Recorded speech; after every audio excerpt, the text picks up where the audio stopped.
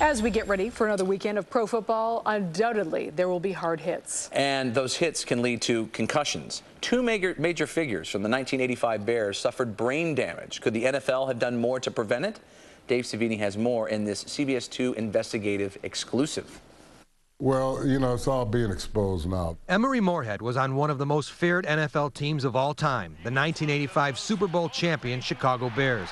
They knocked players out cold in a league that allegedly marketed vicious hits to boost profits. I've been knocked dizzy before. He is one of nearly 3,000 former NFL players suing the league, alleging a cover-up involving concussions and brain injuries. They knew about it. We continue to play with what they call concussions today. We are going to subpoena records from the Bears. There's no question about that. Chris Seeger is lead attorney suing the NFL, and he says he also wants to know what the Bears knew. We're going to hope that the Chicago Bears would want to talk to us and that there's nothing to hide. And they would absolutely be at the top of the list. That's because of players like Dave Duerson, whose diseased brain was donated for study after he committed suicide. And Jim McMahon, who suffered concussions, including after this brutal takedown. He recently revealed he has dementia.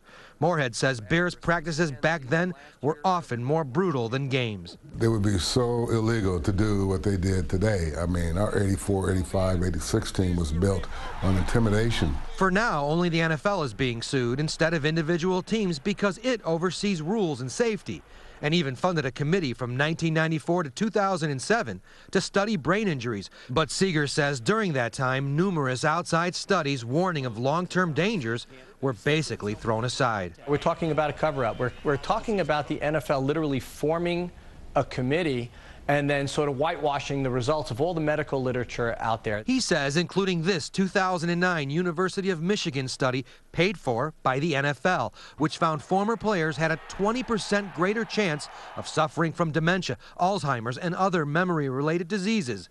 But the NFL Brain Injury Committee decided it was flawed. That's just an off-the-charts finding. That's the kind of finding that should make you go, wow, and you don't refute it and you don't try to whitewash it. Do you think the NFL knew more about concussions than they let the players know back when you were playing and in the 90s? I don't think they knew or cared back then because the league was peaking as far as the fans. The NFL's lawyer did not return our call. The Chicago Bears declined an interview, but a spokesman says the Bears are proud to be one of the teams on the forefront of concussion awareness and initiatives, and in 1995 became the first team in the NFL to make neuropsychological baseline testing mandatory for all players.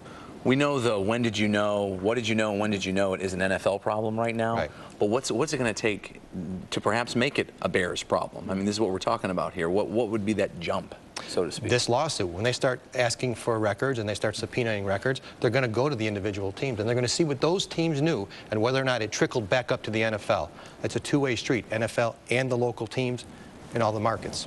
It'll be interesting to see what happens. All right, Dave, thank you.